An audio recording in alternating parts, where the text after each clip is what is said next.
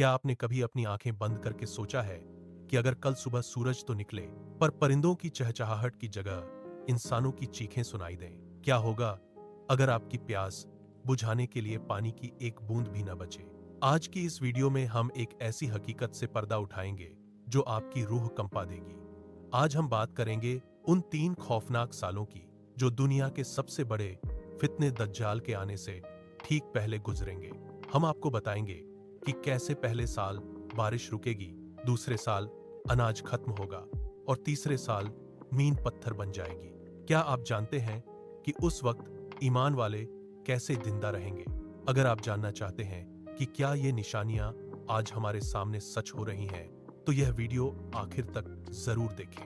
दोस्तों, क्या आपने कभी सोचा है कि अगर कल सुबह आप सोकर उठें और पता चले कि दुनिया के सारे नलों का पानी सूख गया है और दुकानों में खाने का एक दाना भी नहीं बचा? सुनने में यह किसी डरावनी फिल्म जैसा लगता है, लेकिन 1400 साल पहले अल्लाह के रसूल ने एक ऐसी सच्चाई बयान की थी जो आज हमारे दरवाजों पर दस्तक दे रही है। हम बात कर रहे हैं दज्जाल के निकलने से ठीक 3 साल पहले के उस खौफनाक दौर की जहां कुदरत इंसान से अपना हाथ खींच लेगी। क्या यह सब शुरू हो चुका है? चलिए आज ईमान की तलाश में इस हकीकत को करीब से देखते हैं। पहला साल, आसमान का फैसला। और आज के हालात हदीस के मुताबिक दज्जाल से 3 साल पहले अल्लाह आसमान को हुक्म देगा कि वह अपनी बारिश का 1/3 हिस्सा रोक ले। अब जरा गौर कीजिए, जब बारिश कम होती है तो सबसे पहले क्या होता है? मीन सख्त होने लगती है और फसलों का चक्र बिगड़ जाता है। आज का मंजर अगर हम आज की दुनिया देखें तो क्या हमें क्लाइमेट चेंज के नाम पर यही सब नजर नहीं आ रहा? अफ्रीका के कई देश और यहां तक कि यूरोप के कुछ हिस्सों में नदियां अपने सबसे निचले स्तर पर पहुंच गई हैं। वैज्ञानिक इसे ग्लोबल वार्मिंग कह रहे हैं, लेकिन एक मोमिन की नजर से देखें तो क्या यह उस बड़े इम्तिहान की तैयारी तो नहीं? इस पहले साल में इंसान को महसूस होगा कि कुछ तो गलत हो रहा है, लेकिन वह इसे एक साधारण मौसमी बदलाव समझने की भूल करेगा। दूसरा साल, जमीन की बेरुखी और बढ़ती महंगाई। दूसरे साल में आजमाइश और सख्त हो जाएगी। अब आसमान अपनी 2/3 बारिश रोक लेगा और जमीन भी अपनी पैदावार का 2/3 हिस्सा देना बंद कर देगी। इसका मतलब है कि दुनिया में खाने की कमी इतनी बढ़ जाएगी कि अमीर हो या गरीब, हर कोई अनाज के लिए तरसेगा। आज का मंजर, क्या आपने गौर किया कि पिछले कुछ सालों में खाने पीने की चीजों की कीमतें आसमान क्यों छू रही हैं?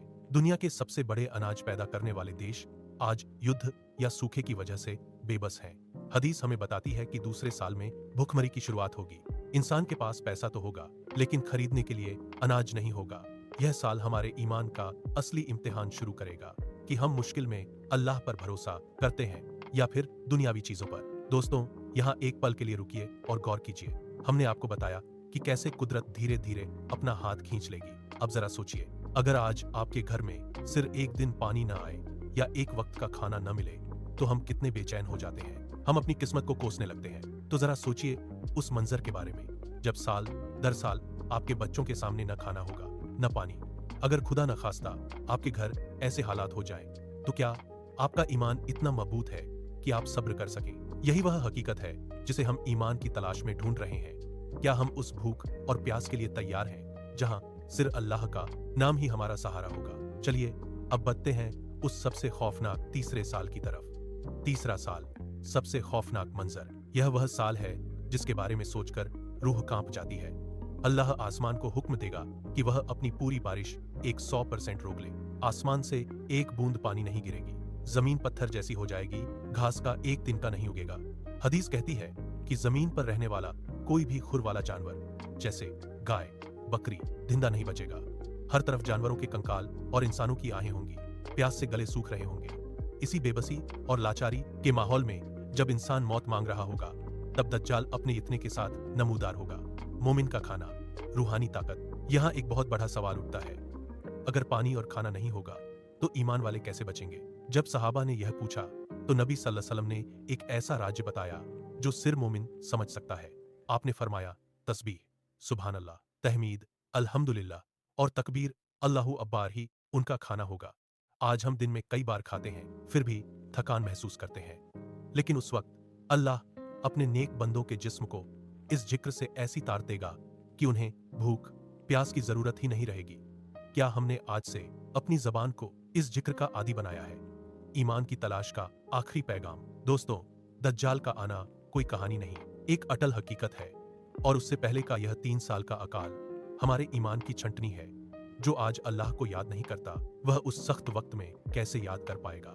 ईमान की तलाश का आज का ये वीडियो बनाने का मकसद आपको डराना नहीं, बल्कि जगाना है। अपनी नमाज़ों को मजबूत करें, अपनी कमाई को हलाल रखें और अल्लाह का जिक्र अपनी आदत बना लें। तो दोस्तों, आज की इस वीडियो में हमने देखा कि कैसे दज्जाल के आने से पहले दुनिया एक ऐसी आमाइश से गुजरेगी जिसे तारीख ने कभी नहीं देखा। हमने बताया कि पहले, दूसरे और तीसरे साल में क्या क्या तब्दीलियां आएंगी और कैसे भूख का वह तूफान उठेगा जिसे कोई इंसान नहीं रोक पाएगा। हम दुनिया की चकाचौंध में अपने असल मकसद को भूल तो नहीं गए। आज ईमान की तलाश का यह सफर हमें इसी नतीजे पर लाता है कि अगर आज हमने अपनी इबादत और जिक्र को मजबूत नहीं किया तो कल बहुत देर हो जाएगी। अगर आपको आज की हमारी यह कोशिश पसंद आई हो तो इसे अपनों के साथ शेयर करें ताकि किसी और का ईमान भी जाग सके। कमेंट में अपनी राय जरूर दें। मैं हूं आपकी होस्ट, फिर मिलूंगी आपसे एक नई और सच्ची दास्तान के साथ। तब तक के लिए अपना और अपने ईमान का ख्याल रखें। अल्लाह हाफिजा। अगर आपको लगता है कि यह जानकारी दूसरों तक पहुंचनी चाहिए तो वीडियो को शेयर जरूर करें। कमेंट में अल्लाह हु अकबर लिखकर अपनी हाजिरी दें। दुआओं में याद रखिएगा, मैं हूं आपकी मेहमान। फिर मिलेंगे एक और ईमान अरो वीडियो के साथ। अल्लाह हाद। ई कौन? अल्लाह हाद।